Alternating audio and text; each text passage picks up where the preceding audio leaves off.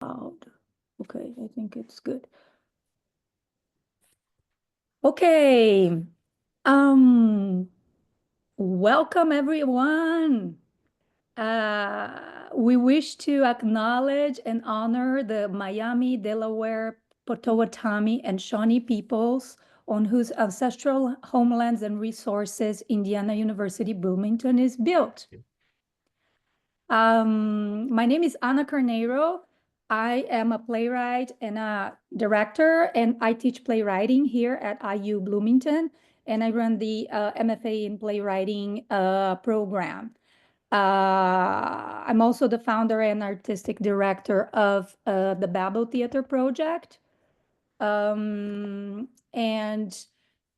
which makes works at the intersection of languages, cultures, and disciplines.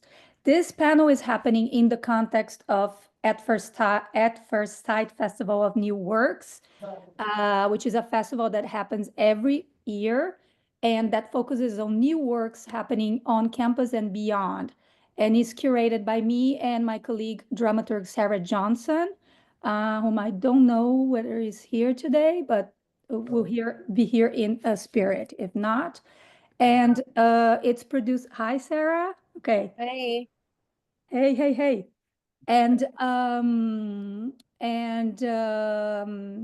it's been like a really intense week of event. And if you want to know more, I'm gonna put some info in the chat. Without much more, ado, I'm very excited to welcome today three amazing women and very well known in the field of climate justice activism in theater. And that is Theresa J. May. Hi, Teresa. Chantal Bilodeau. I hope I'm pronouncing your name correctly. And Molly Braverman. Hello, Molly. Our meeting today is called Theater and Climate Justice, What Now?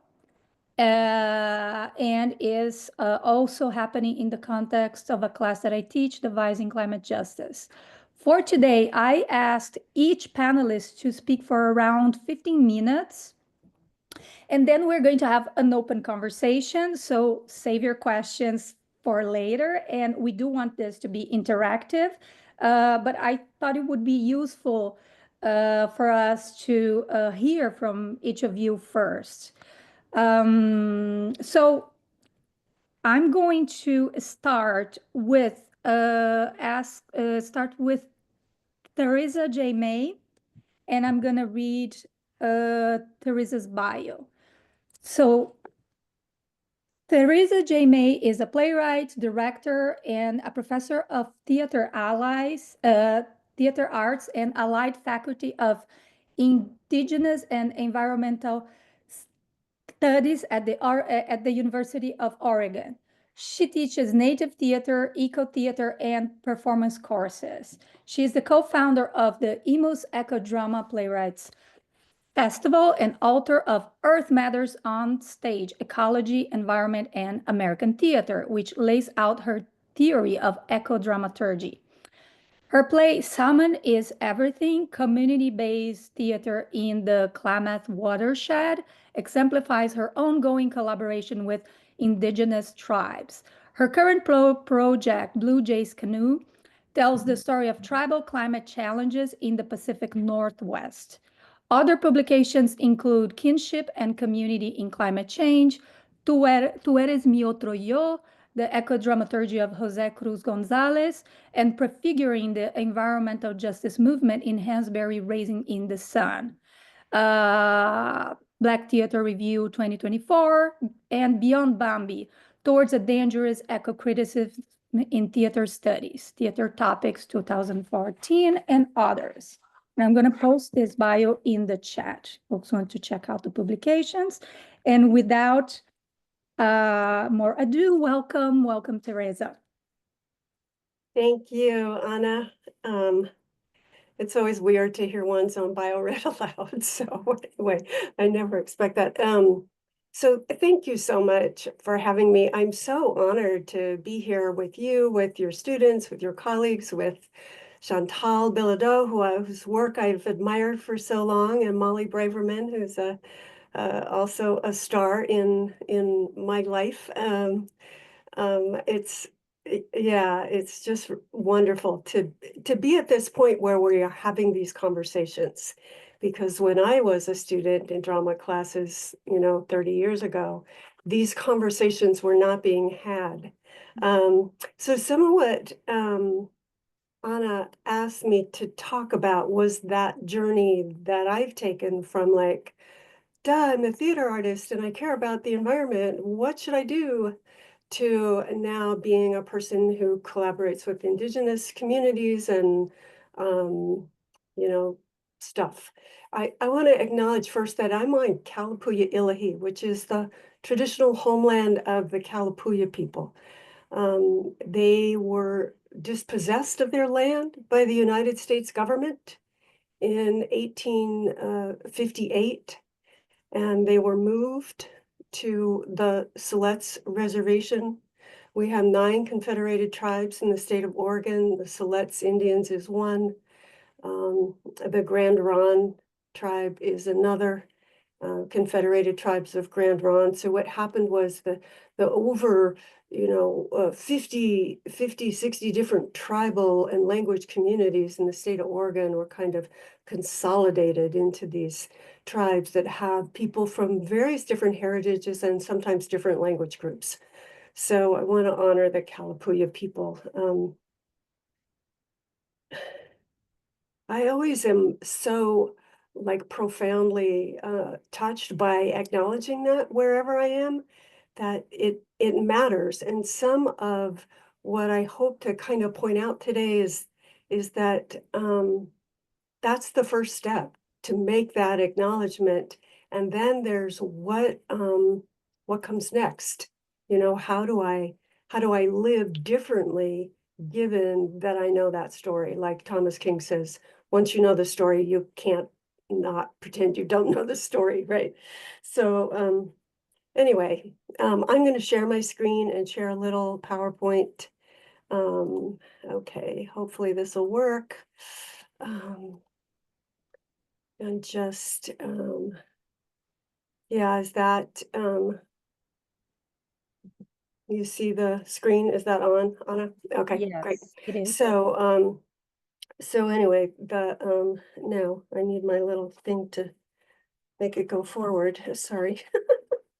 Um, the, this journey is a journey of coming into relation, right? As we realize where we are, who we are, what our history is, and what our obligations are to the more than human world and to our Indigenous neighbors and ancestors. Okay, come on, go forward. Come on. Why is it not going forward?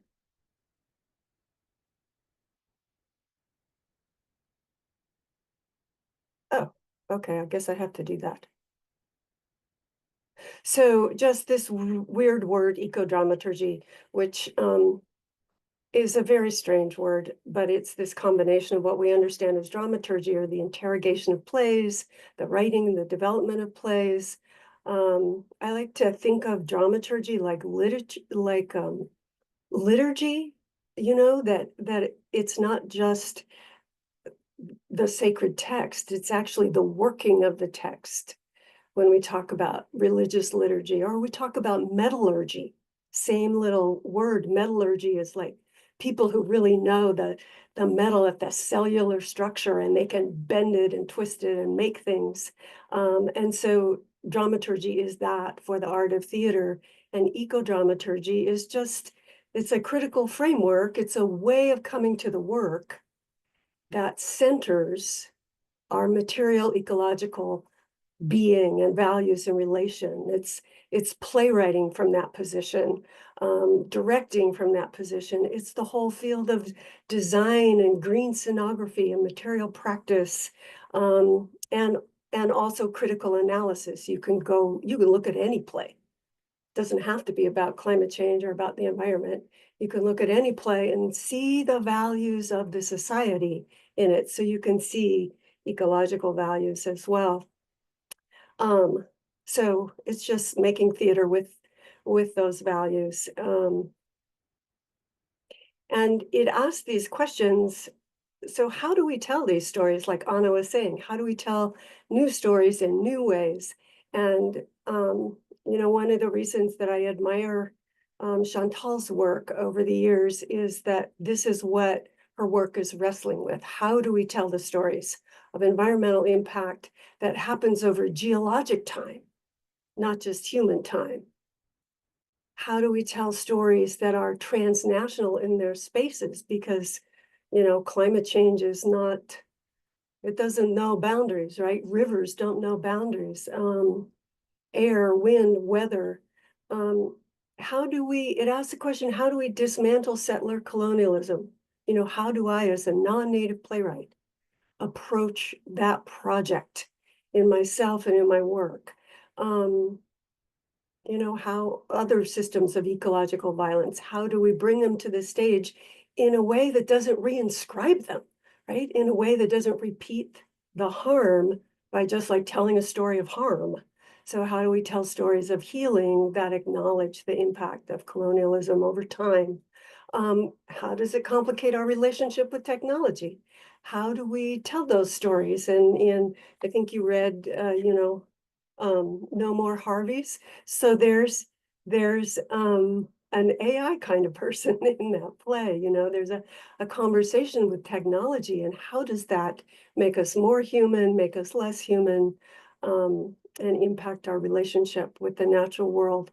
How can theater reveal this truth that places and people are permeable, that who we are doesn't stop at our skin and the environment doesn't stop on the outside, that we're a fluid continuum with the environment? Um, how do we represent animals? This is another thing, you see it in No More Harveys, but especially I'll talk in a minute about Chantal's other. I hope, Chantal, it's okay if I use your work as examples, um, because it's just such brilliant examples of this work. But how do we represent animals on stage when theater is a human art form? How do we represent non-human bodies? And then, of course, the whole area of material practice. What happens to the material that we use? It's a material art form. How do we care for that process? So that's the project of ecodramaturgy. And it really started with the EMOS Ecodrama Playwrights Festival, which now is like in its 7th or 8th iteration at Ohio State University next year. But this is really just a new, we thought, well, how do we start calling forth new work?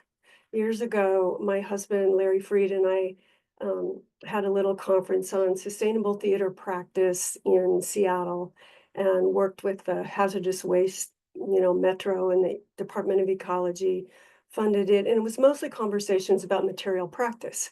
And we kept thinking, what about the stories on stage? So then in 2004,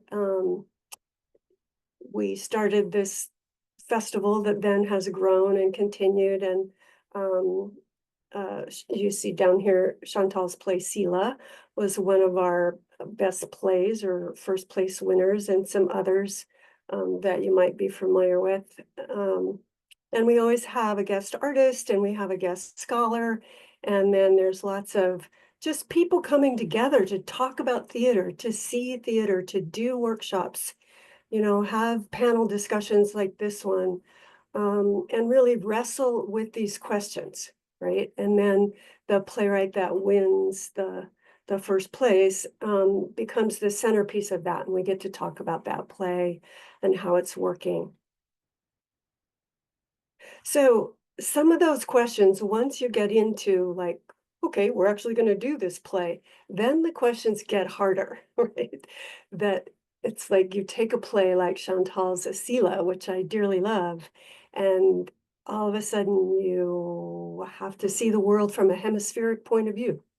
This is not about North America or the European Union in its worldview. It's about the Arctic. And there's a transnational Arctic circumpolar sense of place located in the specific place of Baffin Island. So then you have, the obligation to, well, where is that? Who are the people? Who are the people that are being represented? This is a play that has Inuit characters, that has Quebecois characters, Canadian characters. Some of the characters are loosely based on actual historical people. Shilawat Cloutier, who is the Inuit activist who sued the United States on behalf of Nunavut and other Arctic indigenous nations for, violations of human rights. Tanya Tikak, there's a central character who's a vocal artist similar to Tanya Tikak, who is an Inuit throat singer, as well as jazz artist. So it's like the demands of cultural competency suddenly become, large in a play where the demands of ecological competency are also large. You have to learn the science to do the play. And then, it talked about this question of how do we represent animal kinship? And, do we make an object? Do we make a process? Who speaks? And Chantal's brilliant, it wasn't really a way, it was a way through this question, a way to live with the question. Because we can't know them, right? You can't just make a thing and put it on stage and have it talk. So she approached it through the stories of an Inuit elder who's also in the play. An Inuit elder character who's telling stories, and then the bear becomes a kind of seamless expression of that cosmology, of the Inuit cosmology.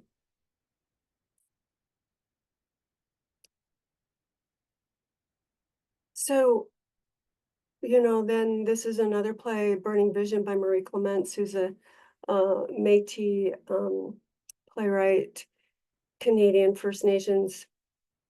This whole question, which Sela does as well, ask, how do we represent these relationships across time and space?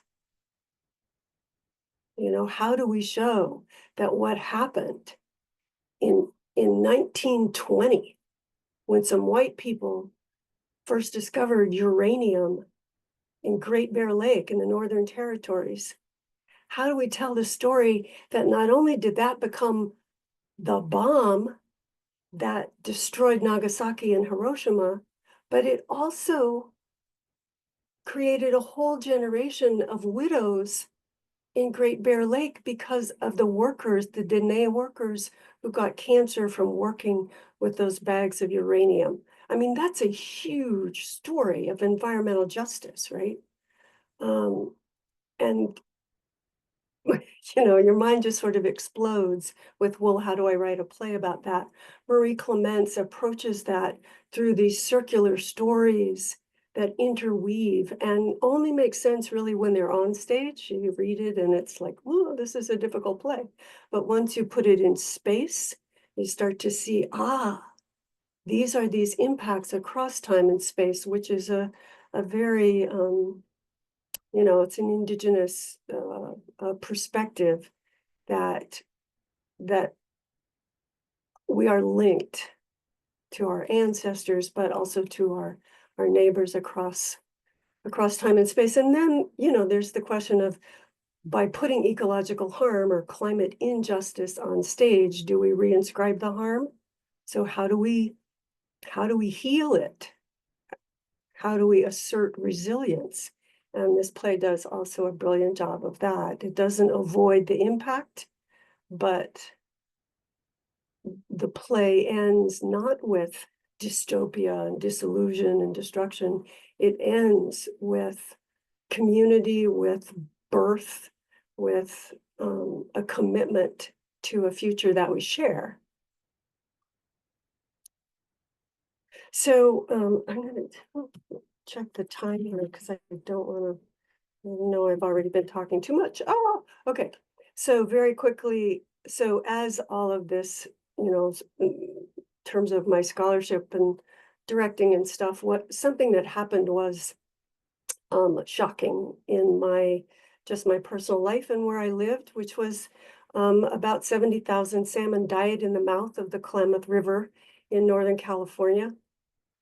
And when you live in a place, for example, people are living in Los Angeles right now, it brings it home, right? That these events and processes that are happening to our earth are happening around us and to us.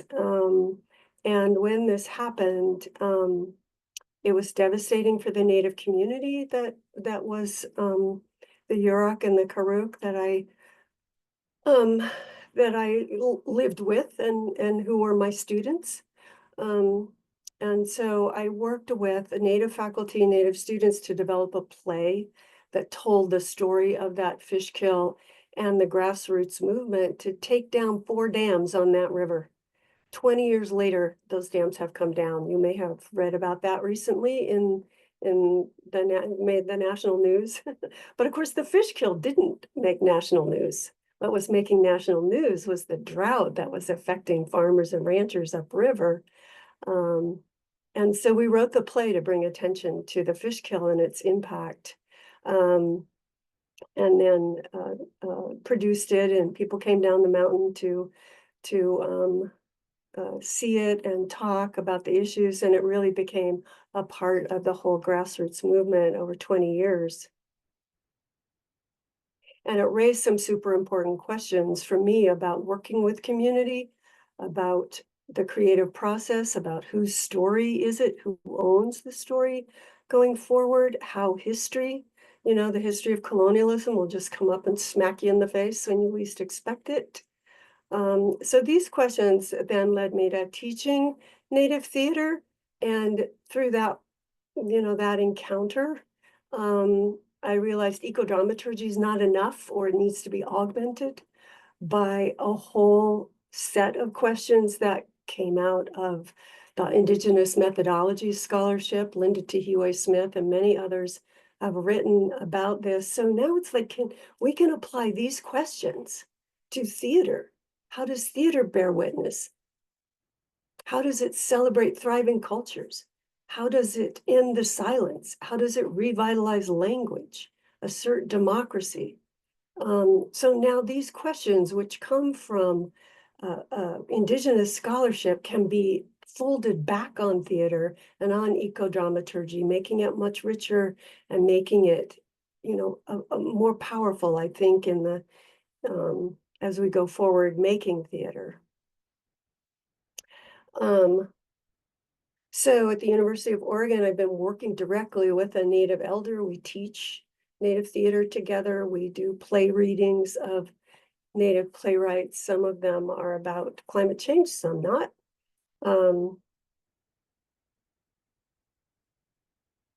And so, just to kind of end here, this is a picture of the river, the Klamath River, now that the dams are down.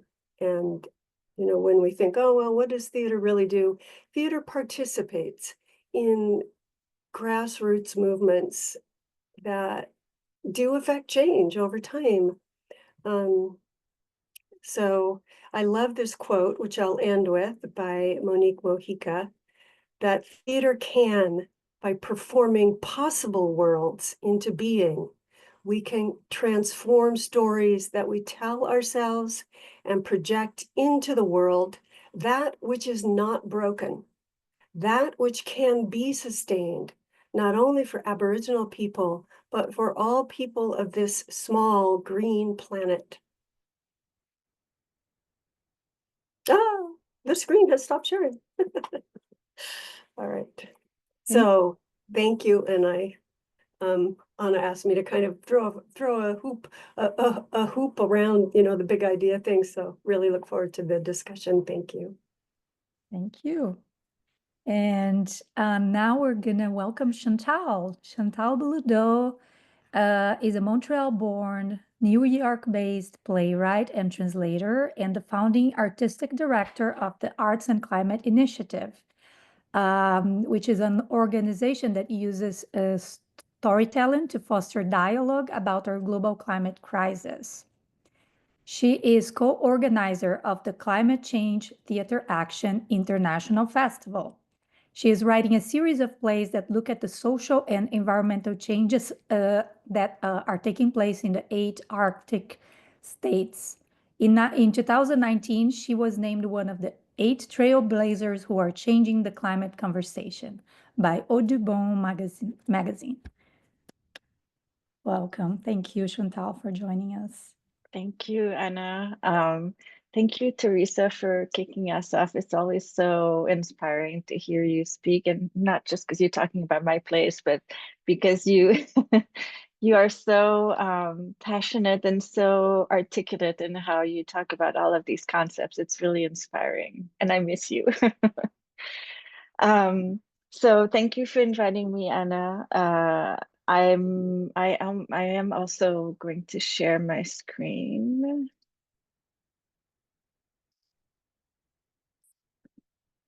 Here we go.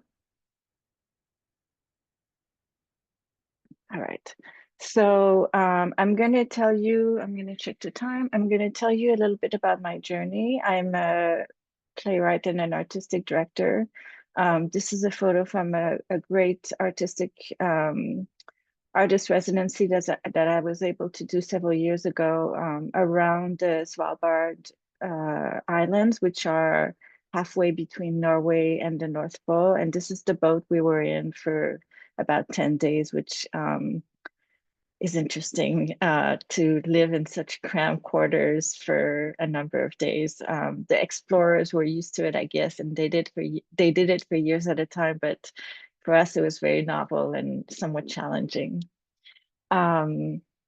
So I started my playwriting career as any playwright, writing about a number of different things. And then in 2007, I went to Alaska, and because I had a friend who lived there, and I went and visited, and this was a time when the climate change conversation was more present, I guess. It was just after Al Gore's first documentary, An Inconvenient Truth, had been released. So I was very impacted by the Arctic in general. It was my first time there, and also by how visible the changes were. And that's when I had the idea that maybe I could write a play about this at a time where everybody believed that you couldn't do it, that the climate change story was too big and it couldn't be written about, and anybody who tried was doomed to fail. But I have apparently my generation is the rebellious generation, which I learned some time ago. So I definitely have that in me. So I was like, okay, I'm going to prove that it can be done. Something that so my orientation, I guess, was something that I realized early on was very present. These are magazine covers from the Washington Post magazine that they released. They released in 2019, and these are all covers of stories about the climate crisis. And as you can see, they're all very depressing. So, and that represents really to this day, that represents the stories that we hear most about climate, which is disasters. And of course, we need to hear about these things. But if you think about the cultural stories, what you see in film, in books and fiction, in plays, it's mostly post-apocalyptic stories and dystopian stories. And I felt that I couldn't, for one thing, I couldn't write a play and spend hours and hours in that kind of world, because for me it was too depressing. And I also didn't want to put that forward. I wanted to put forward something that was more empowering, I guess. And so then I thought about this concept, which is on the left, the pyramid, the one called ego, is how the human species has thought of itself until very recently, which is that we're the apex of all species, and we're the most important. You know, every other species in the planet in general is here to serve us. And the circle frame is where everything is related, where we're all equal, we're all interdependent, and we're all in relationship to each other. And so if we were going to move, you know, and these frames are very, they're not always, they're so ingrained that we don't think about it a lot of the time. They're not like, it's not like we're walking around thinking, oh, I'm better than everybody else, but they're sort of part of everything we do and how we think. And so I was trying to figure out, okay, if we're gonna have a different frame, then what does that look like in a play? How does that look like on stage? So as it was mentioned, I decided to, I mean, first I thought, oh, I'm gonna write one play, and that was Sila that Theresa talked about. And as I was writing this play, I realized that one play wasn't enough, that I wanted to write more. And if I was going to do that, what would be a sort of container that would make these plays a cohesive body of work? And then I discovered that there are 8 countries in the Arctic, and I thought, okay, I'm going to write one play for each of these countries that's set in each of these countries. And I thought there will be the story of each play, and there will also be, hopefully, if I get to the end of the 8, the 8 will tell a story as a body of work, because they're going to be written over such a long period of time that they'll track a little bit our relationship with the changing climate. So the first play, Sila, premiered in 2014 at Central Square Theater, which is in Boston, in Cambridge, Massachusetts.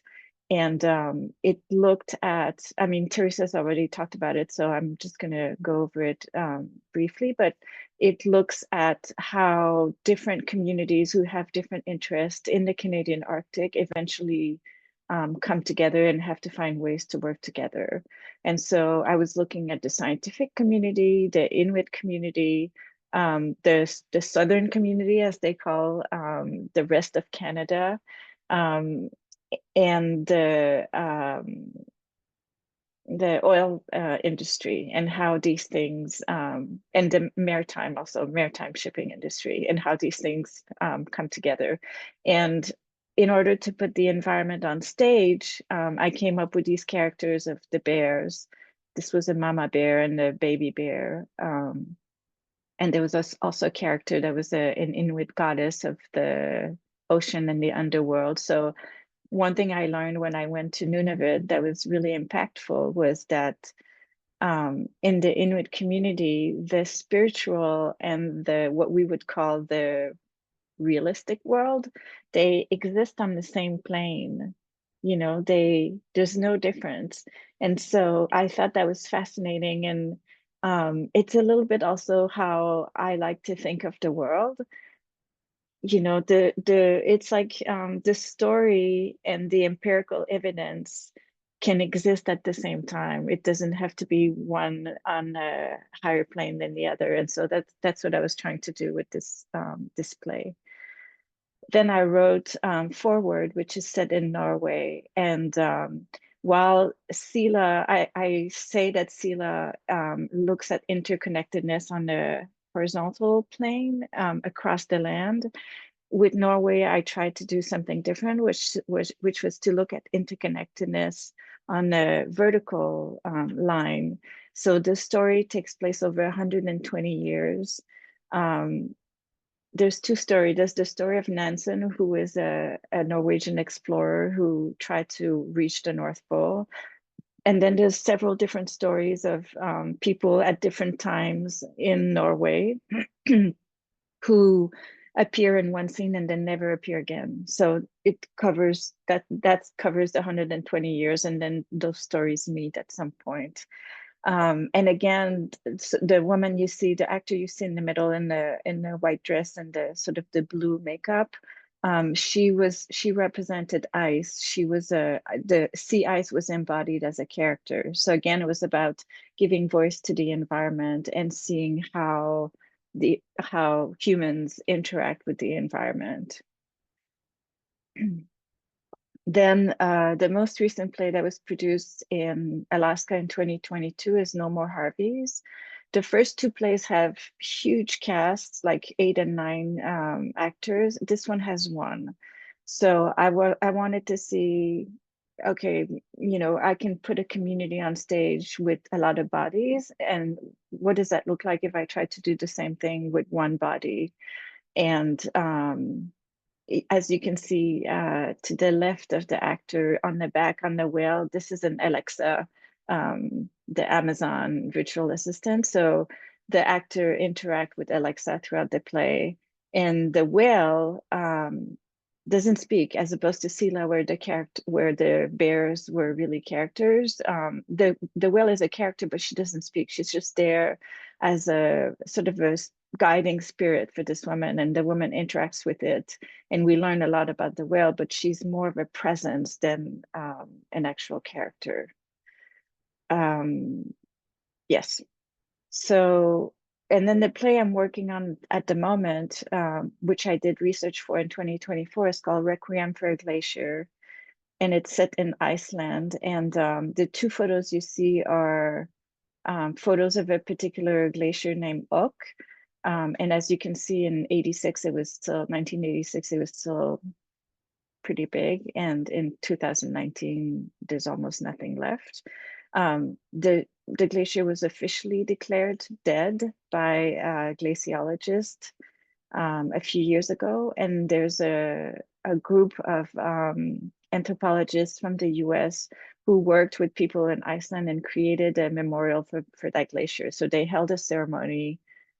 They put a plaque near the glacier, and that's sort of the inspiration for the play. Like, what does that look like if we memorialize something like a glacier, you know, something in a natural world? We're used to memorializing humans, but what happens if we do it for natural features? So then all of this work led me to create an organization called the Arts and Climate Initiative. And this was a way, it was, you know, again, back then there were not that many artists doing this kind of work. And I kept looking for things that I wasn't finding. So I decided, okay, I'm just gonna, if I'm looking for them, probably other people are too. And so I'm just gonna create them. So what we do live events. This was a show that we did in Central Park in 2021. So just coming out of the pandemic, and it was a guided walk through Central Park with performances tucked away in little nooks in the park. It was one of the greatest experiences that I have had putting this show together. We tried to do something again like that late in 2023, and everything had changed. It was much harder to try to get a permit from the city to be able to perform in the park. I got scared because this was the summer in 2023 when the fire from Canada, the smoke from the fires from Canada blanketed New York, and this was just going to be one day. And I thought, oh my God, if it rains or there's something like that, it's this one day, and we can't, that's it. If we miss that one day, the whole thing is wasted. And so I was not able to recreate something like that, but I have good memories of this show. Another thing we do, this is a photo of a panel conversation with 4 women who are climate leaders. That was part of a show we did in 2019. So we have some of these conversations live and sometimes online. And also I created this workshop think tank called the Arts and Climate Incubator. And again, this was definitely something I was looking for. I wanted to be around other artists of all disciplines and talk about, like, do essentially like academics do, right? They get together and talk about the things they're working on, and then that like makes the field better. You make friends, you make networks. And I'm like, well, we have to be able to do that for ourselves. And the thing that was fun was that the first time I publicized it, I publicized it for artists, and then people were like, I'm a scientist, can I come? And I'm an activist, can I come? And so it's really open, and it makes for incredibly rich conversations, particularly because people are from all these different, have all these different backgrounds and come from all these different fields. And then finally, we have co-organized gatherings. So this is even bigger. In this case, this was with the National Arts Center in Canada, where we helped organize a gathering for about 30 arts leaders. This was back in 2019, to try to jumpstart the field in addressing climate, both in practices and in storytelling. And we've done a few of those, some a little bit smaller, one in Miami, one was in collaboration with HowlRound in Boston. And yeah, those are very interesting. And then finally, I'm almost at time. So one of our big program is called Climate Change Theater Action. And it has been running, this year will be the 10th year. It started in 2015. It's something I co-organized with 3 colleagues back in 2015, and then they've moved on, and since it's become a collaboration between the Arts and Climate Initiative and the Center for Sustainable Practice in the Arts, which is based in Toronto.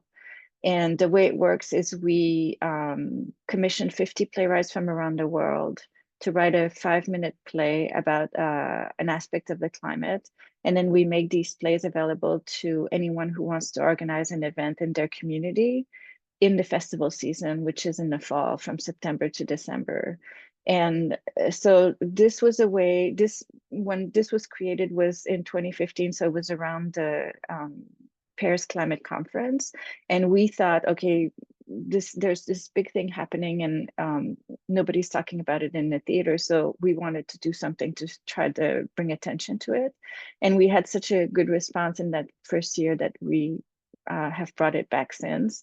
And what I find most exciting about it is that it creates a movement. You know, for 3 months, suddenly, like, you in whatever place you live, create your small event, you know, because you have no money, because nobody has money in the theater, and you present like a few plays and 50 people show up, and you're like, yeah, but does it really make a difference? But with this festival, you know, if we have 200 people doing the same thing in like 30 countries, suddenly we're reaching 10, 15,000 people, and it feels like it has an impact. So it's us coming together and everybody doing their little thing everywhere that suddenly creates this big impact. And these plays have been published. So these are the 3 most recent anthologies. They get published. We add essays, and so they can continue to circulate, be studied, be read, and for people to perform them even outside of the festival window. And that's it. And these are different websites where you can find me, the organization, and the Climate Change Theater Action Festival. And I'm gonna stop sharing now. Wonderful, beautiful. Thank you. And for folks at IU, we do have those plays, those volumes here. Great. Thank you so much. Molly Braverman. Welcome, Molly. Molly, she, her, is the director of the Broadway Green Alliance. She previously served as the managing director of Theater Horizon, a nonprofit professional theater company in Norristown, Pennsylvania. She has worked as a stage manager on Broadway, touring Broadway and regionally, having spent 3 years on the road with the national tour of Wicked, and continuing to serve as a substitute stage manager on Wicked and Hamilton.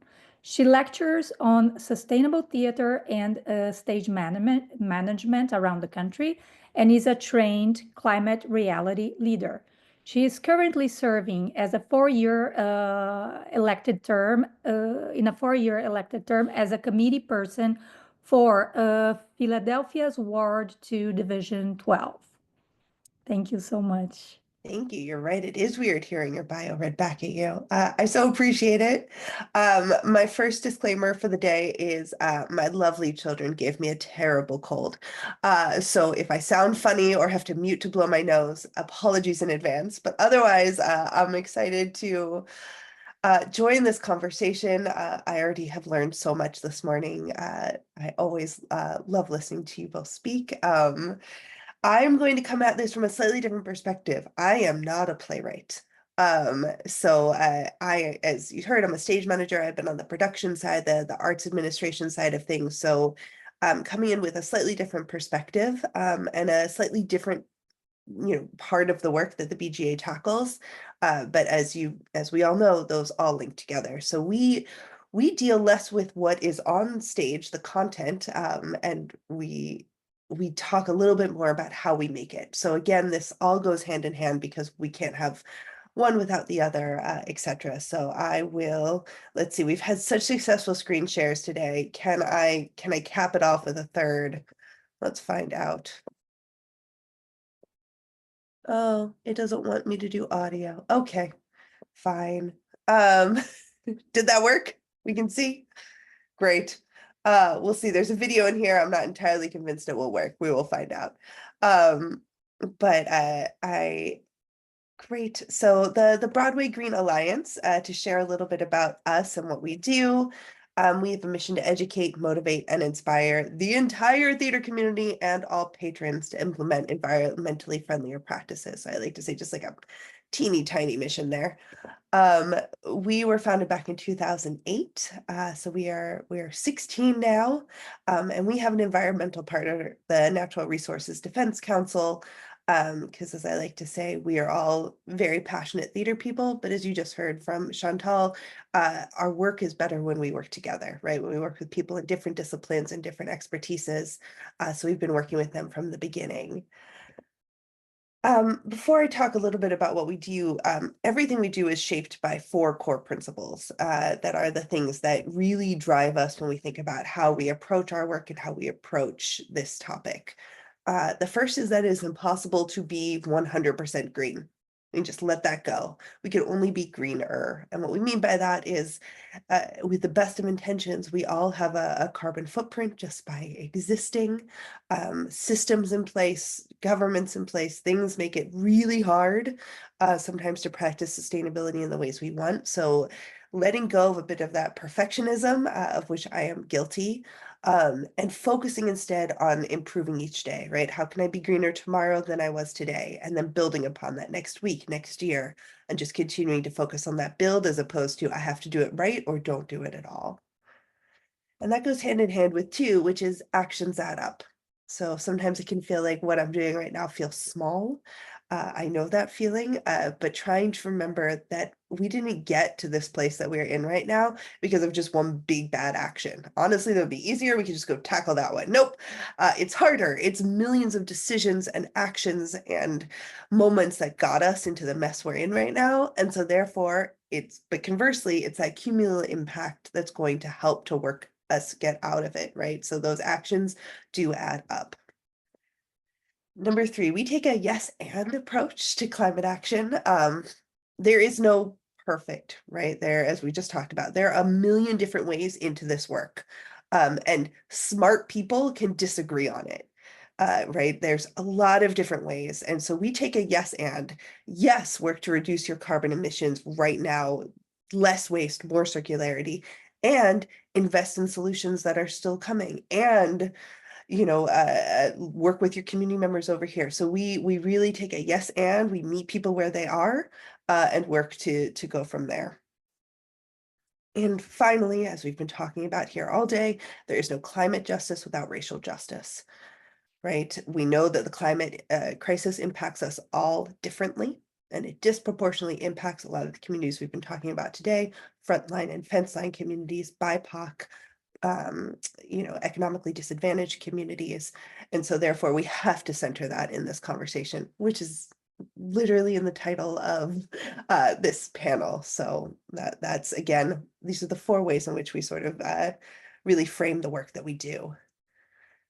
Who we serve. So We have a bit of a broad constituency in a wonderful way. We sort of say anywhere that theater is happening here in the United States, we support, and then we have international allies as well.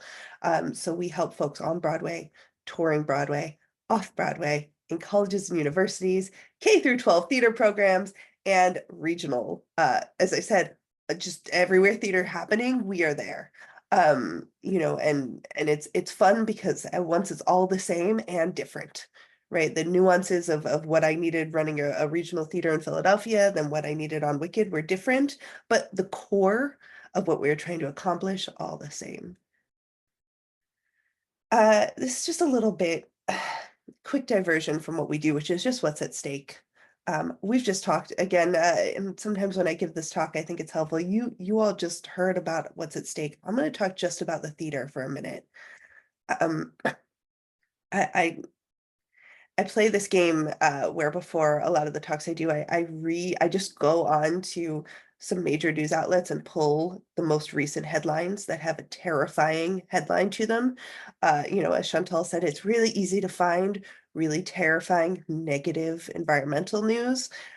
You know, you just sort of some of these words lift off the page: trauma, catastrophe, you know, horrific. It's really, this is a lot, right? How it impacts us both emotionally and in our daily lives. And it's already impacting the arts industry and our jobs. I updated this slide yesterday. This is what is left of Theater Palisades. Before this, I had another devastating picture of a flooded out theater in Houston. I hate that I can keep updating this, but we know it's only going to get worse, and that is why we are here in conversation together.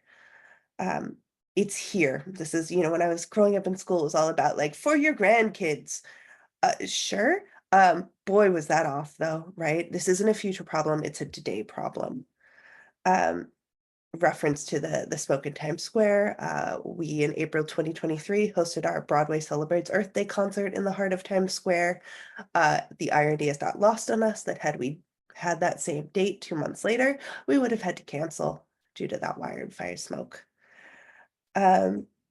So with that terror today, you know, everyone's camera's off, but if you want to throw out a number, if you're still waking up, I don't know if you're on the West Coast, maybe we're still at a happy 1 or a 2, or if we're further along that scale, I think I'm somewhere at a 4 today. You know, the news is bad, it's scary, and that is why we're here. But we wouldn't be here if there wasn't something we could do about it, right? So what, that's great. Thanks, Molly. Thanks for terrifying us. What can we do? I wouldn't be here. No, none of us would be here if we didn't know that the solutions exist and are here today. So what on earth can we as theater people do? So much power that we have. So some of the things we are doing over at the Broadway Green Alliance is our Green Captain program. And this is my favorite one because we have over 2,000 current and alumni volunteers across the country who have stood up and said, pick me. I want to be the sustainability liaison to our company, the champion here at my show, at my college theater department, at my regional house. And they work directly with us to implement the changes that they see, that they dream of for their, again, show or department or theater company. These are just some of the Broadway Green Captains we've had here on one of our Earth Days. But I love this program because, again, at the BGA, we don't put on shows. We support those who do. And these are the folks out there making change that is really bespoke to their community, their show, their needs, and also what speaks to them, right? What action motivates them? Because as we said, the menu's kind of limitless. Just a sort of zoom in example backstage at Hamilton of some of the things that the Green Captains there have put into place. Reusable water bottles. I love this because literally anyone can hang up a shoe rack. This is not, you know, big Broadway money here. It's a shoe rack. So offstage, making it easy for people to not just walk over to that water cooler and use one of those plastic cups. Digital scores. This is the pit on the tour there. And you can see the entire string section is using digital scores. What's cool about that is when they have subs play in for them. They can pass their score in those notes right along. No need to keep reprinting and reprinting. Rechargeable neck light. I love backstage at Wardrobe. We used to use bite lights. I'm sure a lot of you are familiar with them. As soon as a bite light is dead, it is e-waste. Also, gross now, the idea of thinking, post-COVID, we're going to keep putting bite lights in our mouths. So this was kind of a win-win. Those are done. And as this wardrobe person told me, it was wonderful. All of a sudden, they could speak during quick changes. So I love this example because sometimes sustainable solutions get a bad rap that they cost more and are worse and harder. Here's something that is more budget friendly and in fact made the actual job backstage easier, right? It's not all just expensive things. And digital call board, I love pre-pandemic. I, as a stage manager, never would have been able to get this through. Everyone sort of had a fear of digital. We've really moved, I think, into the next phase of being able to use digital tools. Resources, another thing the BGA has is resources. I'm really excited for this slide because we just launched this today, our brand new updated toolkit for behind the scenes. Thank you. Long time coming. So please go check it out. You can't see there's a screenshot, but it is now interactive. Each section, so as you're going through doing your work, has a checklist that will save your check marks. I didn't even know we could do that. And so really, again, getting into this, everyone backstage has power to implement this change. More resources. I throw this one out, our theatrical material reuse, recycling, and sourcing database. This is our national map, so you guys can find places in your community or wherever you wind up, booking that job. And this is a living map. So if you're doing some work, you're like, oh my God, you didn't know about this? Email us. We keep updating this. It's really there to be a tool to make this work as easy as possible. These resources are there. And we also have really awesome case studies on our website as well that dig in so you can see it in action. Events and calls to action. The other thing that we do at the BGA is use our platform as theater artists to talk about climate. I know this is something you are all thinking about from the playwright perspective, which I love learning more about. And we do this sort of broadly across the theater, again, knowing that we are storytellers, that the special sauce we can bring to this is joy. Chantal, I love that so much when you talk about that, which is the solutions are here. So you can see this is our Earth Day concert. It is joyful. I like to say we hook them with musical theater and then talk about climate. And so that is some of what we do at the BGA as well. Now we're just going to get into lists. We have in-office and reuse and recycling drives. So for those local to New York, we do a lot of keeping things out of landfill and in circularity. All of our programs keep things in circulation. The binder project is a favorite because you guys can adapt it anywhere. So if this isn't something you're already doing, you can, which is we just literally have a lending library of binders for all of those readings you do, the one-off workshops, etc. Come borrow a binder, use it, return it, or keep it forever. Just don't throw it out. So we do that in New York, and we know that different universities and regional areas have started doing the same. Super simple, but really a visible way to show that we are tangibly keeping waste and also communicating it as a value. And Towels for Toto is, again, another circular program. We collect old towels and sheets, towels especially from shows that are used by Wardrobe, and then repurpose them to New York City animal shelters. Getting loud. It's just an excuse for this picture because I love it. This is a fabulous group, student group, Epic Theater that performs with us on Earth Day. Again, just talking about it. We are, the more we talk about it, the more you bring it up in first rehearsal, the more you talk about it, before you hit strike, the better. Getting loud. And then we still have more. We have our New York City Theater Greening Grants. So these are micro grants we give to off-Broadway and itinerant companies in New York to implement those, sustainable initiatives that do cost a little bit, that do need a little seed money. We have our College Green Captain Award, she says, planting the seed for our College Green Captains. That is a really easy lift to apply. And if you win, we publish you everywhere. So again, lifting up the folks who are out there doing this at the academic level. Doing that right now. And our theater climate pledge, to Teresa, we were talking about at the very top of the call. This is for folks outside of all of those other categories I talked about, you know, so this is for community theaters, grade school theaters, dance programs, all kinds of folks who are interested in doing this. We have a pledge that a growing number of again, schools, studios, groups are taking that say we're going to do at least one more sustainable thing per show and talk about it. Right. So it's sort of this yes, and we're going to do it and our audiences are going to know, and here's how we're going to broadcast it. And that's been really powerful. Okay, now's the moment. Could you hear that? No, bummer. Okay, I'm going to play it without music, which is way less good. But it has some fun statistics. So it's just 1 minute. I'm sorry to Oh, interrupt. no, I'm not. Anna, Yeah. if you change your settings as the host, you should be able to allow your participants to screen share with audio as well. Sorry to interrupt. No problem. It's not, I mean, there's Sorry, no I'm speaking in trying. it. I can't see that option because right now I have multiple participants can share, and then I go advanced sharing options and I can't really see anything related to audio. It's okay. You know what I can do? I will just put the video in the chat. Y'all can watch it later. It's not that. We'll make it easy.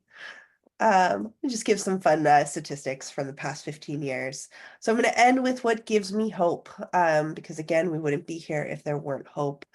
Of course, the first answer is all of you, people who are having this conversation. I mean, Ana for organizing and running these classes, you know, Teresa and Chantal for doing this work for decades now, and all of you for showing up and being part of this conversation that can feel hard. And I know that might feel small, but it is enormous, right? So just the fact that you all are here giving this 90 minutes to this topic and not looking away. Our reach, right? As theater people, we have enormous reach. As playwrights, enormous reach. You know, just in the most recent season with data, 12.9 million attendees on Broadway, way more across the country, 18.5. And then according to TCG, we've got our regional spaces hitting even more, right? 10.4 million audience members. I love this, 69,000 performances. There's so much theater across the country. And those are just theaters that are in the TCG network, right? And then there's God knows how many more. We have enormous reach. You never know who's in that audience. You never know what they're going to walk away and go do in what industry. You know, the ripple effect that is unseen is enormous. A global movement. I like to call this my completely non-scientific, non-comprehensive list of all of the groups doing this across the globe. You'll see folks, you know, from all over, from, you know, in different languages. This keeps growing. And in moments when you might feel, oh, I'm alone in this rehearsal room, know that there are allies across the world. And the future, the picture of the folks who gave me this cold, you know, I liked, my little story is that my daughter Leah here was playing in her kitchen, her toy kitchen, right, and making me coffee with sprinkles as one takes their coffee, and then goes, oh no, I have extra, mommy, I'm gonna go put it in the compost. And I mean, just that small thing, right? I didn't grow up with compost, and the fact that she will never not know that. And I'm sure all of you have similar stories about ways that you're internalizing it and you're seeing the next generation do that, is what gives me hope. So I'll leave you, my thing to leave you with is one of my favorite things from Anna Elizabeth Johnson, which is the Venn diagram of climate action. I'm sure many of you are familiar with this, but thinking about what you're good at, what works needs doing, and what brings you joy. And in the center of that is your climate action, because it really is limitless. There's so much to do.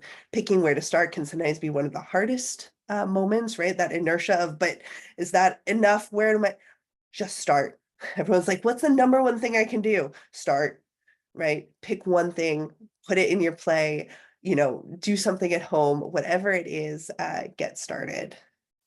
And that's it. And I will put the video in the chat to watch later. And thank you so much. Thank you. Wow, I feel that hope inside and the sense of community, and I kind of have the sense that this is the key for the hope, right? The sense of community of us being here, just sharing these ideas and experiences. I want to open up to Q&As. We do have half an hour, I think, somehow, like 20 minutes, half an hour. But I did want to maybe invite Teresa Kovacs, who's our interlocutor today, to maybe, share some ideas, resonance questions, or anything, and then we open to y'all. Yeah, thank you so much for those presentations. I've learned a lot. I'm inspired. I would like to hear more, and I will definitely engage with the projects you have introduced here. To briefly say something about myself and where I'm coming from. I'm a theater scholar, but I mostly work on German language theater. So I come from this kind of context. And for years now, I also wonder, and I engage with this question, what can theater do currently? And I work actually with a playwright and director, a Berlin-based playwright and director, on this long-term project where we go back to Brecht and reread his most important theoretical text, Buying Brass, or the Messingkauf dialogues, and ask, what do we find there? Is there an idea of a political, of a socially engaged theater that might also be a planetary engaged theater? And as we, of course, we struggle with Brecht here because Brecht clearly had a lot of ideas how to change societies. And I do think he actually had great observations when it comes to the entanglement of human and nature. And yet he didn't really care or pay a lot of attention on what to do on the side of the planet and those things. And Kevin Rittberger, the playwright, and we actually also started to interviews, to have conversations with theater makers who mostly work in the German context, not just directors and playwrights, but also stage designers, technicians, to ask them, what changes from changing the light bulbs that we use in a theatrical context to changing the materials, how we use things, to the question of what can we actually do to also maybe don't end up in a very didactic form of theater. And all kinds of those questions are things that I try to engage with, also with my students right now. What was interesting for me listening to the free presentations was actually what you, Chantal, brought up. And I think this is such an interesting possibility for us where to start actually when we talk about theater, namely memory. Theater is, I think, the art form of turning to the past, turning to the dead. I come from Heiner Müller, the GDR playwright, who always said theater is a dialogue with the dead. And I also think of a presentation my colleague Shannon Geig gave only 2 days ago, which was incredibly impressive because she talked of the figure of the woman who looks back on the catastrophe, who beholds, who is not willing to go on into a different, who actually takes the time, takes a moment to think about the past, to think about catastrophe. And this is a very hopeful gesture. And I really thought that this is maybe where theater can once again revisit also where theater is coming from, what theater is in the first place as a ritual space, where it is about memory. It is about being able to ask, to take a second, to think about and to create kinship with those who have died in diverse contexts of catastrophe, to take this moment and to not allow us to just continue to walk towards progress, future, without turning back. So I think this was a very interesting moment. And I do think that this actually also has to do with all the other presentations we've heard, because it's precisely of creating hope or creating an alternative, different future through a conscious turn to the past, through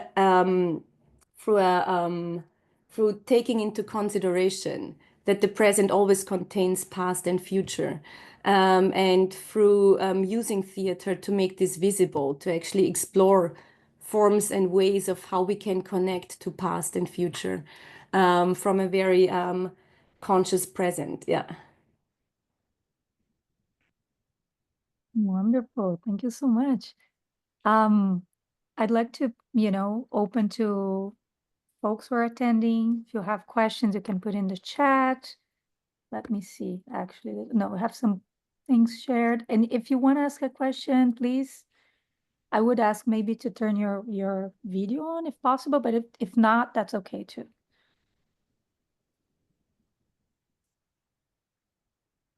While we're waiting, could I just respond to Yes, absolutely. what Teresa raised? I think I also really love and admire Chantal's recent project, the Requiem for a Glacier, because it does or I haven't seen it or read it. I know it's still in the works, so sorry. But my understanding or my listening to that is that it does something that, as you said, Teresa, only or the theater does really well, which is create ceremony around memory and have us all, take a pause to pay homage, to bear witness. And it reminds me of the play, I think last year, or the last iteration of the EMOS Playwrights Festival, a play called Transmissions in Advance of the Great Dying. And one of the reasons I think that play won that year, as we were just coming out of the pandemic, there's a central character that's a kind of a spirit being whose job it is to mourn, to grieve species as they go extinct. And of course, that character gets overwhelmed as it comes into present time.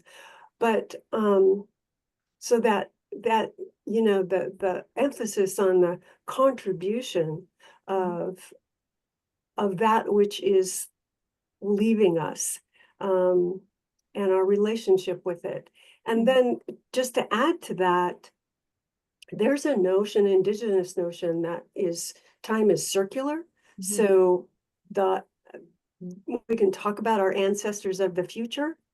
There's a rap artist, Allison Warden, who performed at one of the EMOS festivals, and her piece, Ancestors of the Future, calls on all of us to also be good ancestors. And so in that way, theater creates time as a circle, not as a line, right? And so some of what you're saying about remembering the past, we can also envision a future. Exactly. And it's the same act of honoring and creating a sacred space together.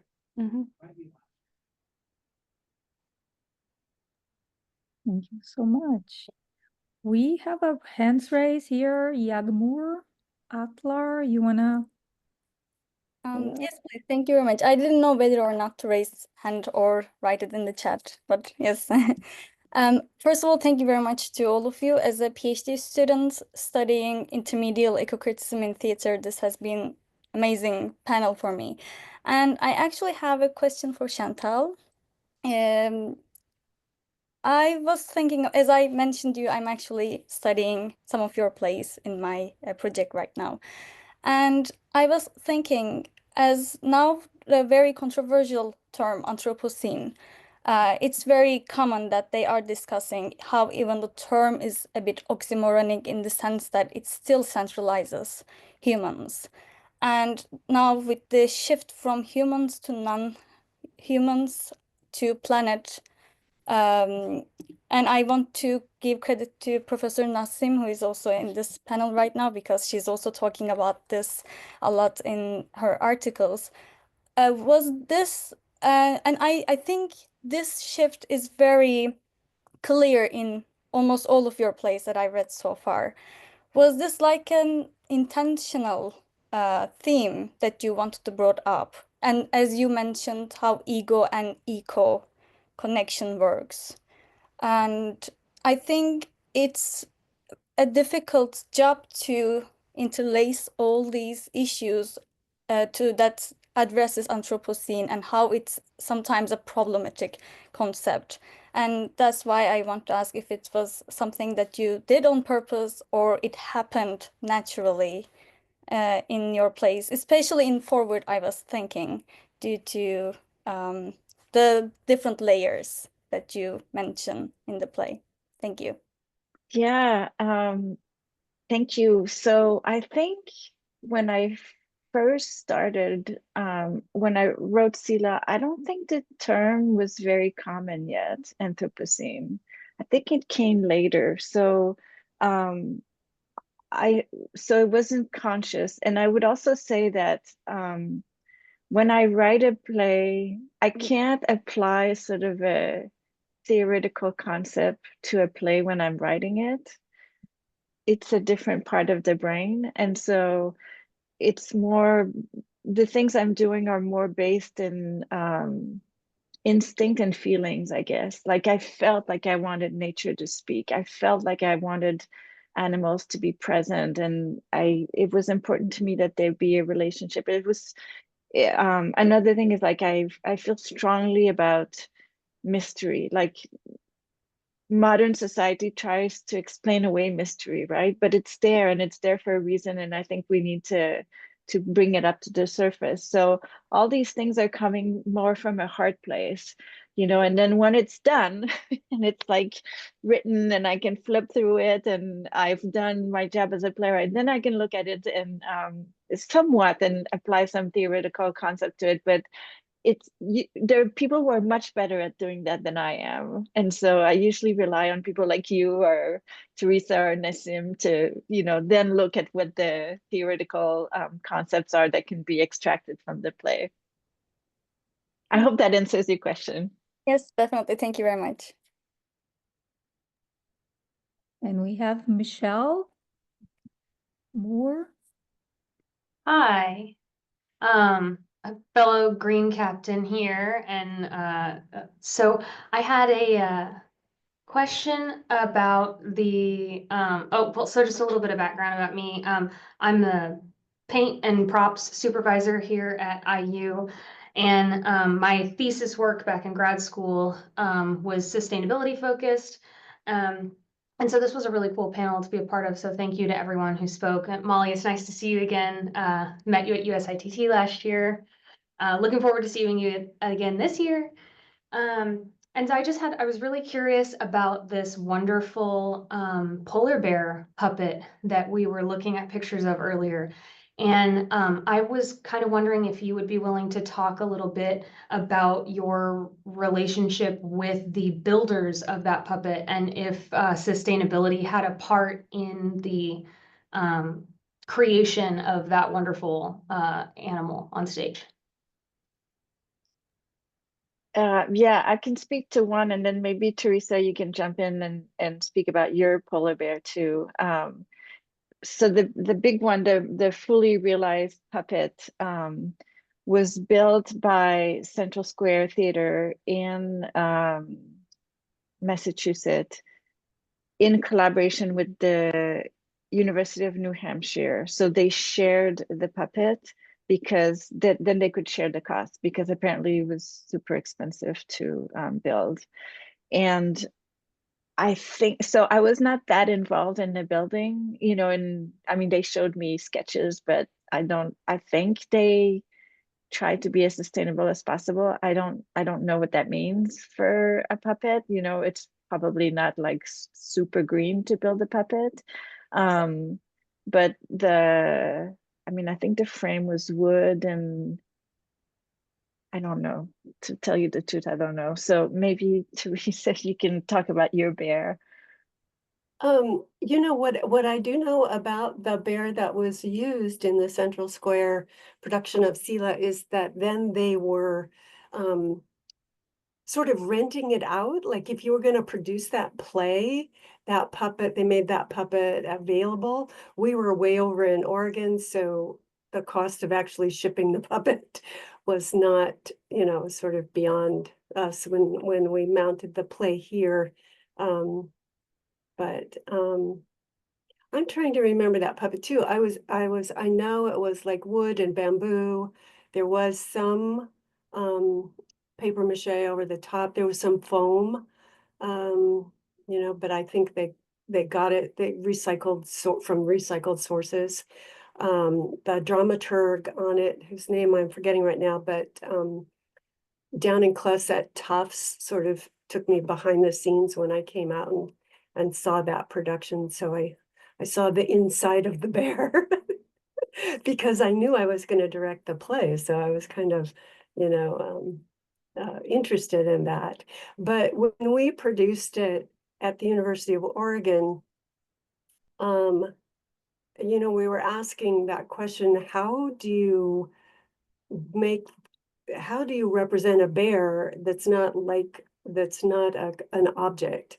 And in the play, Chantal has this beautiful way of the main character of it, is it Liana, operates the bear. So you have kind of a merging of bear and human already in the play.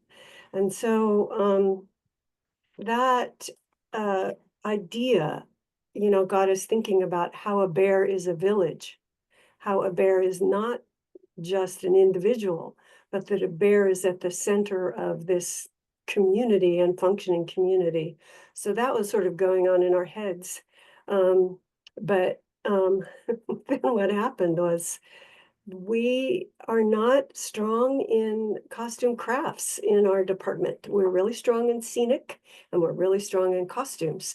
But whenever you need a puppet or a mask, there's this conflict that comes up, or at least at that time in my department, about who will do it and whose budget.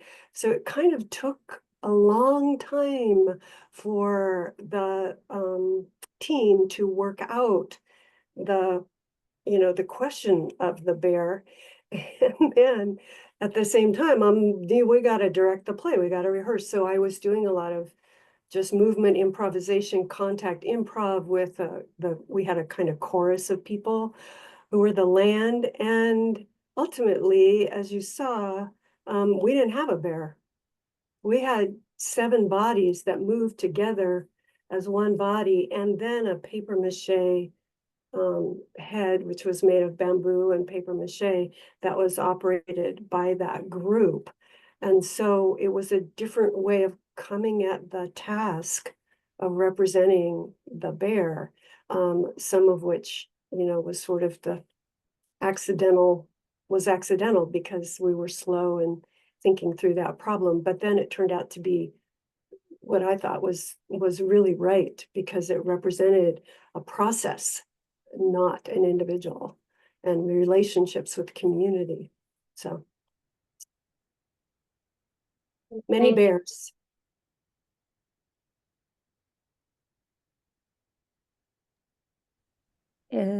Do I see other responses, questions? I don't see any hand up, but if anybody wants to chime in. Okay, someone wrote something. As a relatively new theater artist, I'm curious about how theater can break out of its own bubble and connect with a broader audience. Some people are deeply affected by ecological and social issues, but may not be attending plays or following the theater discourse.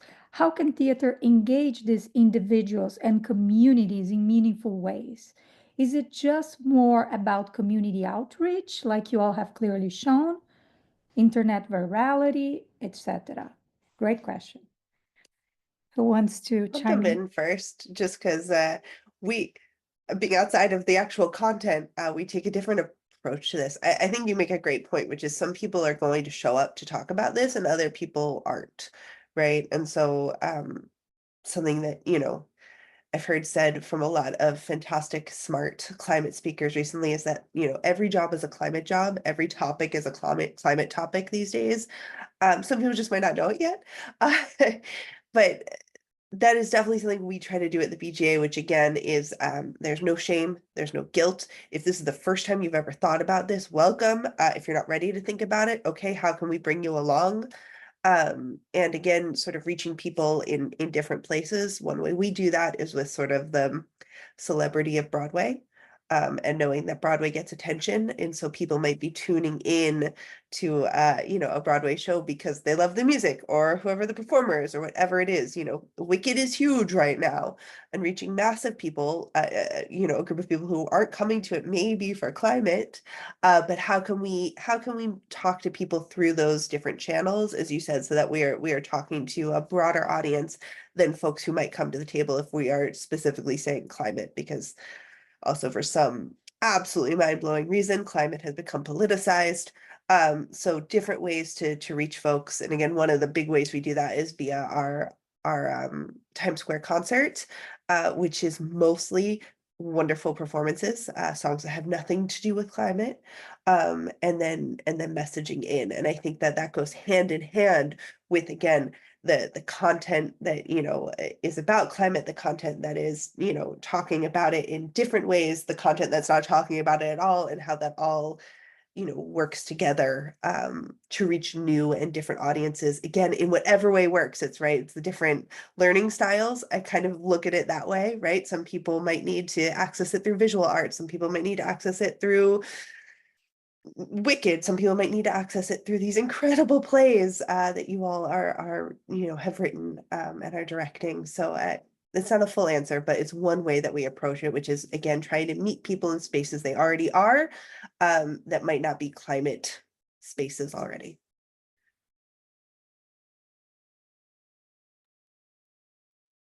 Wonderful. Anybody else in the panel wants to respond? Or Can I respond to that question? I was just typing madly in the chat. This is a great question. It's the question. If it's how does theater function in its ecology with the larger community? How does it interface? How does it, and I think you saw examples both in Molly's work and Chantal's work about take it to the streets, do things for free, engage people, let them know that just sitting around their backyard reading a play out loud, can be part of this national climate change theater action. So those kinds of things that allow theater to reach communities. We do play readings in the Longhouse, and people who've never even thought of theater before come and hear it. But the question that you raise has to be front and center for every theater, every artist. How do we not just tell stories to the echo chamber? How do we really share this art form that is so, it's an incubator for democracy? Where in our culture do people, the possibility of people from all different segments of society come together, and for 2 hours or 30 minutes or whatever it is, they're not going to make they have an agreement to not make judgments about other people. They listen to a story that's different than their own lived experience. They, as not to quote, I guess to quote Shakespeare, but to entertain conjecture of a time, come, conjure with us. And that's so, there's no place where people say, okay, I'm not going to judge. There's a bear.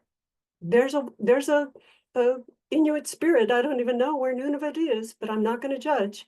That's, I think, such a powerful democratizing tool. And I think as theater artists, we forget that. We get insular.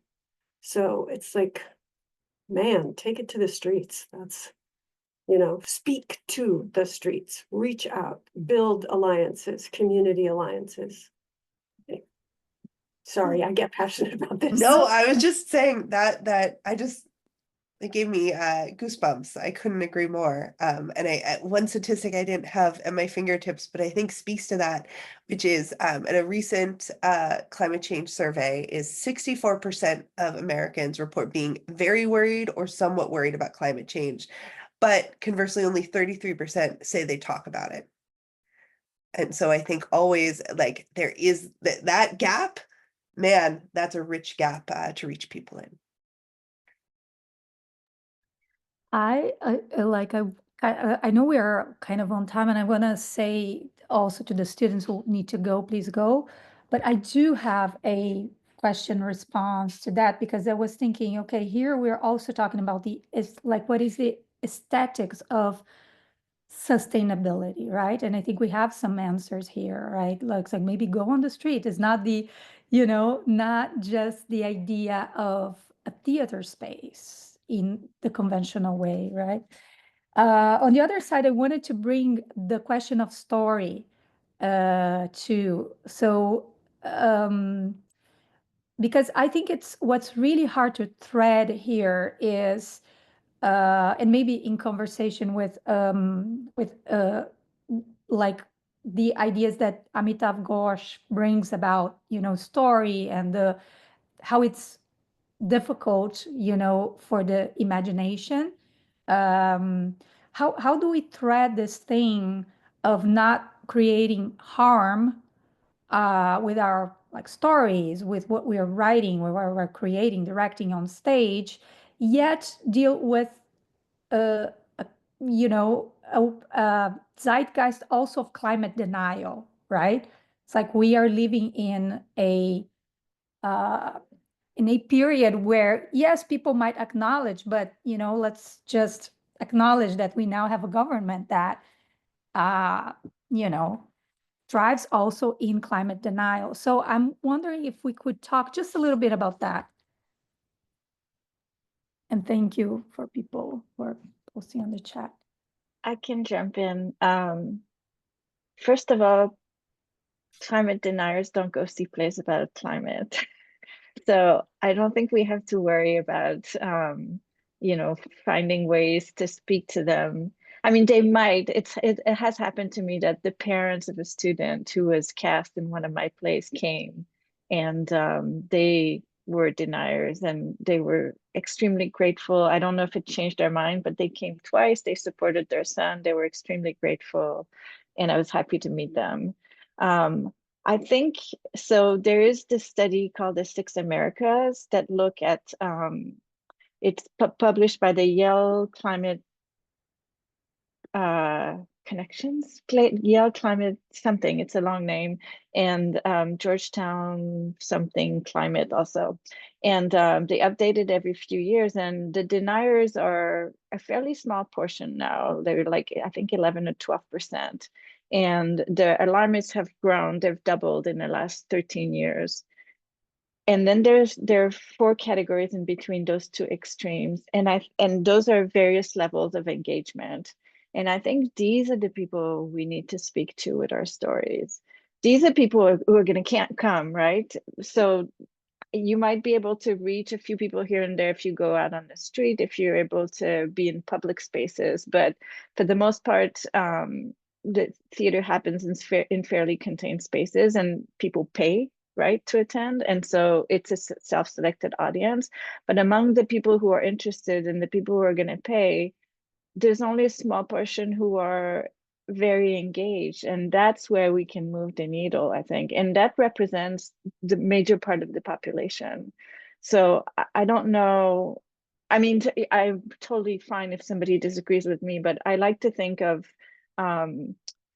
the for the amount of effort, time, resources it would take to address this 12% that is a complete denier versus all the other people who have some level of wanting to, they believe it's happening, maybe they don't know what to do, maybe they feel overwhelmed. These are people we can talk to, and these are people who we can bring to the side of joy, bring to the side of action. And so I think that's where theater can focus its effort and have an impact. Okay. Can I maybe say something very briefly about this? Because I also love the conversation, and I do think it's always the question of how do you reach an audience, or how do you reach a community? And again, coming from the German language, landscape theater has such a different role there, or it reaches so much more people because there's a different historical context to it, and also different funding structures. So it's way more present, it's way more affordable. So it's yeah, way more present in everyone's daily life. And now living here in Bloomington, for me, theater has become something completely different because now it's basically something I engage with in my classroom all the time because I have the feeling I want to actually now make it a daily presence of my students' lives, and my entire classroom now looks like, you know, you do theater together. I mean, all we do is basically we read plays for 8 weeks and have discussions about everything. And here again, I do think, for example, for me, Brecht is still a very interesting model, particularly with his early claim of a theater without audience, where it's not even about having a staging of something with an audience in the end, but where it's all about inviting a community, students, a classroom, where I do have climate change deniers here and there in my classrooms, to read texts together and to do this. And I loved what Teresa, what you said. It's about creating a space where we don't judge for a moment. And I think this is so important. And this is the most empowering thing for me about theater. It's seeing the students who really struggle where they stand. They have families who have different positions than they have, and where you see they're really honestly struggling with, where am I right now? Where is my, yeah, where do I stand? And just inviting them to read a play. And what I also love is reading a play that allows them to create distance to their present. So this is also a Brechtian move that I learned, where I have the feeling confronting them with a comedy from the 18th century that speaks in one way or the other, or that allows us to make connections to the present, actually allows them to look to their present from a distance. And one student once told me it was beautiful. I could step into different positions. I could step into different places, into different roles.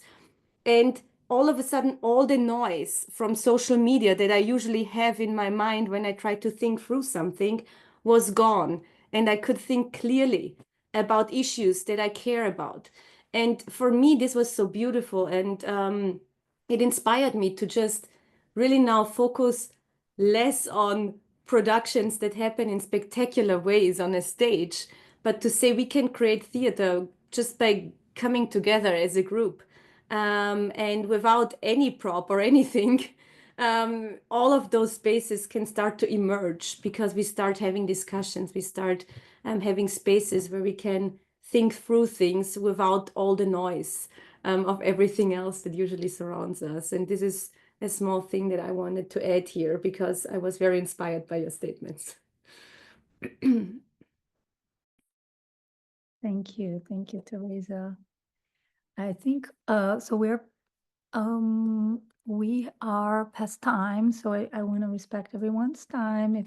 If you know, and I think this has been amazing, you know, and I would love for this to keep happening at some point, or maybe reorganize something so that we can move forward this conversation. I think it's really important. I learned a lot.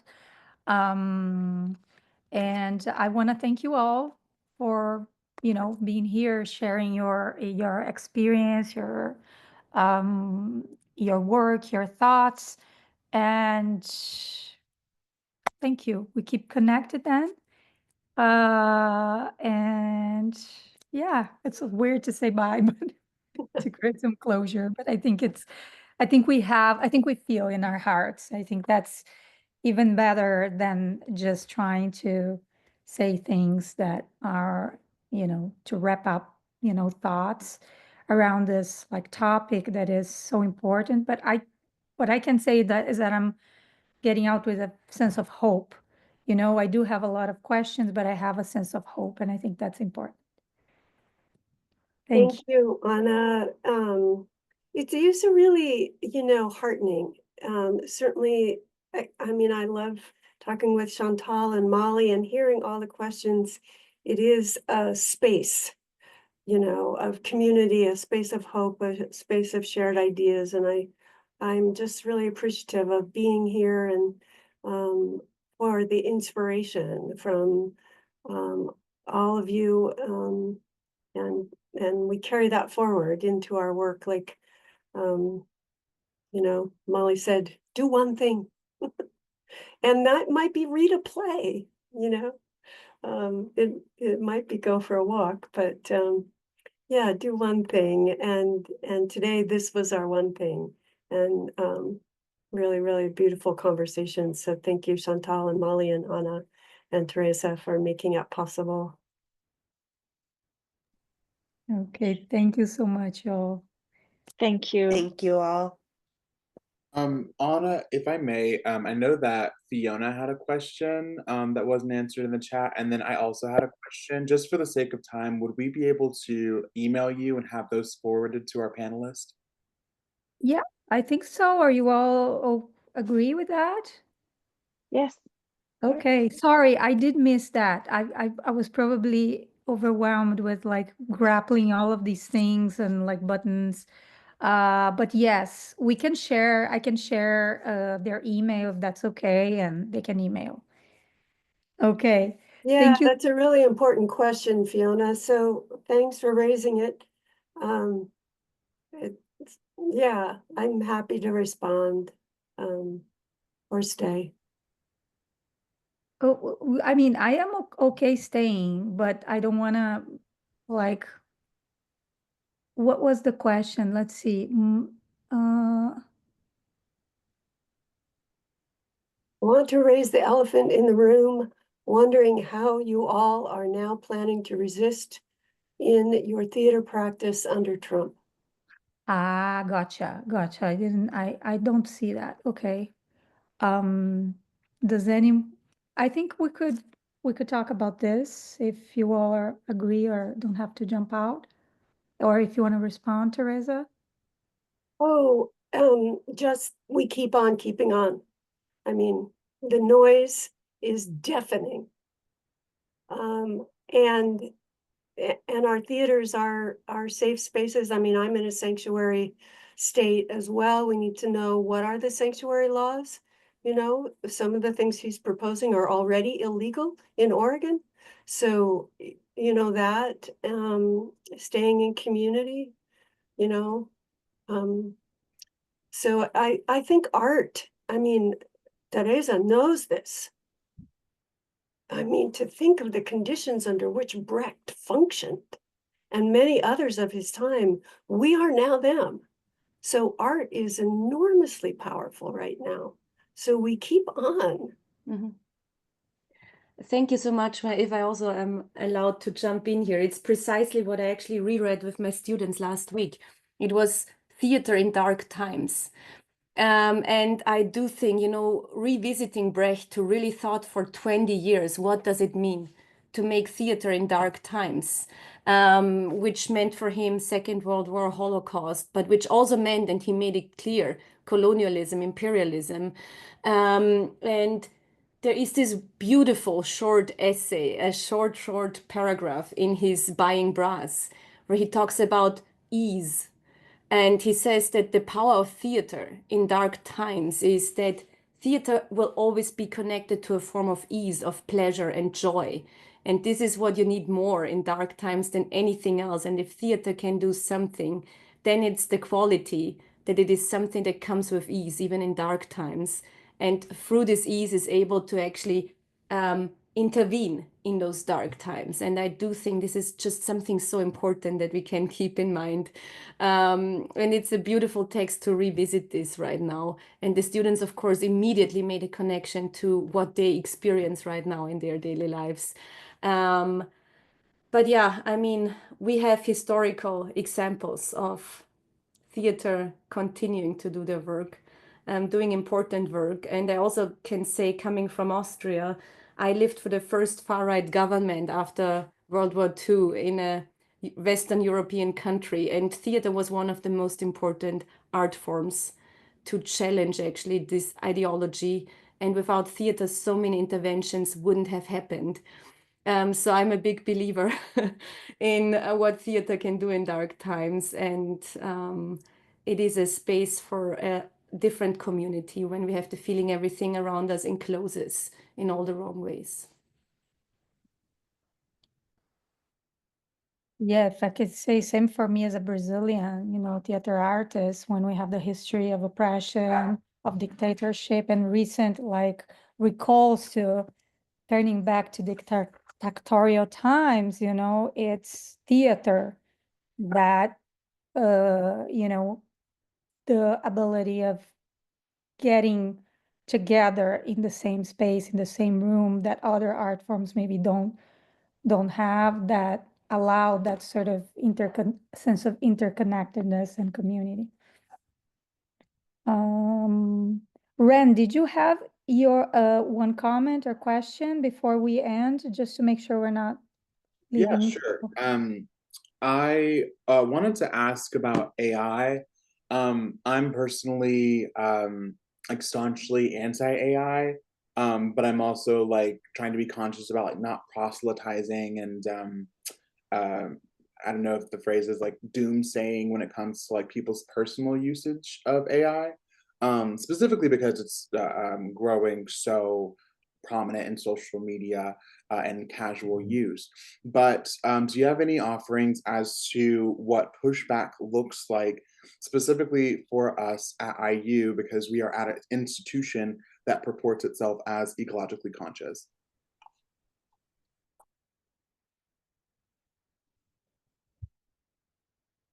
Yes. Who wants to jump in? I don't have an answer. I don't Okay. think any, I mean, no, I think it's such an important question. And it's yet another area that's moving really fast, alarmingly fast, to the point that I actually reached out because I have the same question. And I reached out to a colleague who's a climate reporter for the Washington Post who talks on policy. I reached out to the NRDC. I've been reaching out to a lot of really smart people saying, what do we do? Here's this thing that came in. I mean, I swear I blinked and all of a sudden it's everywhere. So can we actually get that train back in the station realistically? Probably not. Okay. Crap. Now what? Right? We read article after article that, you know, new gas power plants and I mean, horrible amount of energy, but here we are. So what do we do? And all of these incredibly smart people keep saying, I don't know yet. So I only offer that because I think you raise a really interesting question that I'm not sure there's an answer to yet. So like a lot of climate issues, it's sticky, it's complicated, you know, and I too am searching alongside you for the right path forward in yet another new area that we have that could maybe do some good, but certainly is doing bad. Once again, there's no perfect. So that was a non-answer to say, yeah, I share your question. Yeah. Well, that's why I chose like Chantal's play actually, because I think that it you know, that particular play opens up to that discussion. So I want to thank you again, this coda of a panel. I think it was so beautiful. Thank you so much for coming. Thank for, you know, the audience, the participants to be here, and I can share this video with you all when I have it, you know, uploaded. Thank you. Mwah.